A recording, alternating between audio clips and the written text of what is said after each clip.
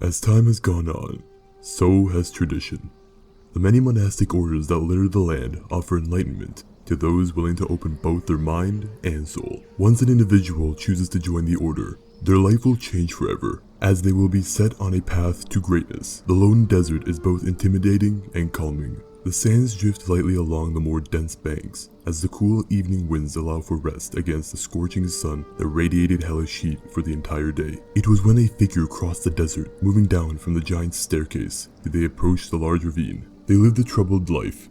Renova wasn't a desirable place to live, and that they chose to make a difference. They had decided that they would live their life to not own but to rather understand. They didn't want to feel such terrible emotions, nor did they want to bother with material possession. They had given away their possessions and had given away their home to whoever wished to own it. All they had to their name was a few items to assist them in their journey. The short trip down the ravine had them reach a hole in the wall to where they entered a very elegant hallway, one that completely contrasted the harsh and gritty desert. They saw one of the many barriers that littered the world. There were stories in Renova of these barriers vaporizing or even thrashing those unworthy to pass them. They had given up everything and had come this far. They stepped forwards, regardless of what would happen.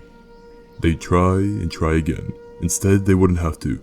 A shimmer, followed by a light noise, allowed them to pass freely without issue. Once they entered the sanctuary, they looked around and spoke to the many monks that littered the area. They offered to indoctrinate the drifter, only if they were willing to learn. They accepted and began to train with the monks of the tower. The training was nothing like how an Akuma may train. Akuma and Oni pushed their bodies to their absolute limits. They focused power in specific regions of their body to maximize how much damage they can inflict. Rather, the monks focus on soul and mind to fortify the entire body. Their practices include aligning one's soul through meditation and martial combat. Their fighting style contrasts the aggressive combat of Tsunai-Kinti. Instead, their movements flow well, as each hit strikes powerfully, yet flows smoothly. Their training will allow their entire body to become a weapon, being able to equal the strongest armor and weapons.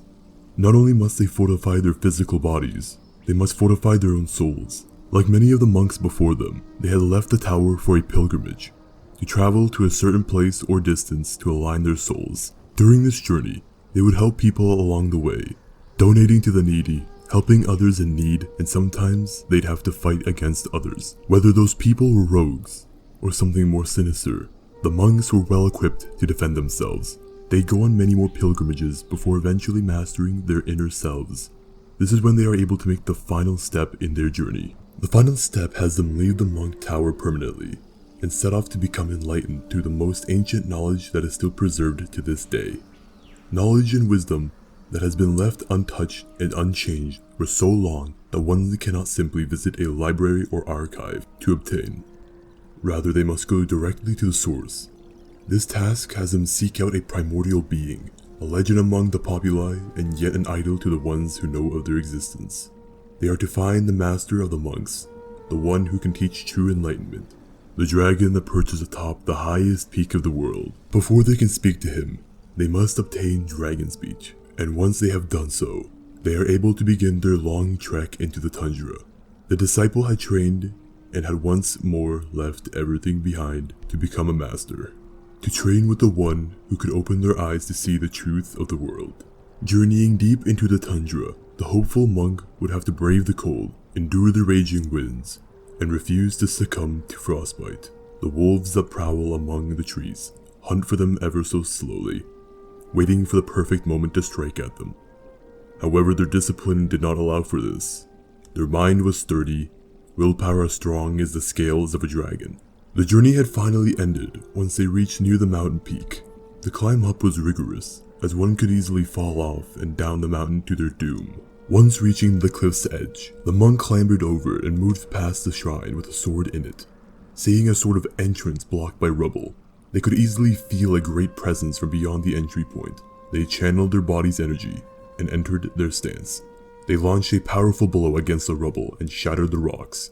The disciple entered the cave and was beheld to the dragon himself. Unlike the many stories and legends told of dragons, this one stayed in a sort of coiled position. They approached him and spoke. The dragon told the disciple to settle their soul at the peak of the mountain, and so they left the cavern, ascending the mountain. Once they reached the top, they saw a mat along the mountain's top and they sat down on it and began to meditate. Entering a zen-like state, the monk began to focus on their breathing, feeling every part of their body slowly succumb to the cold. Even when their body had become frostbitten, they continued to show resolve, though as their body wished to shut down, they felt something from within lift them as their senses had returned to them, a feeling that could equal lightheadedness. They felt at peace, as if something had merged with them. Standing from the mat, they began to descend and return to Regash. Regash Alavul had taught them to the secrets of dragons, the power of lightning, to strike fiercely like a dragon, and to drop from the skies like one. With this great power came the wisdom that they originally sought. Now equipped with these new sets of abilities, the Dragon Sage will be able to become a herald for enlightened knowledge, spending their days either meditating within the mountains with the rest, or traveling the world to spread their good deeds. Dragon Sages and Dragon Slayers are similar in the sense that both wield the power of a dragon, though for different purposes. One harnesses their own power to slay them, while the other wishes to wield it to understand them better, as there is no other being more wise than the dragons. Dragon Sages are not emotionless or robotic in nature. They set aside all sorts of negative emotion and attempt to relay themselves in a very humble-like manner. The life of a Dragon Sage is both a calm one and yet may offer many exciting adventures.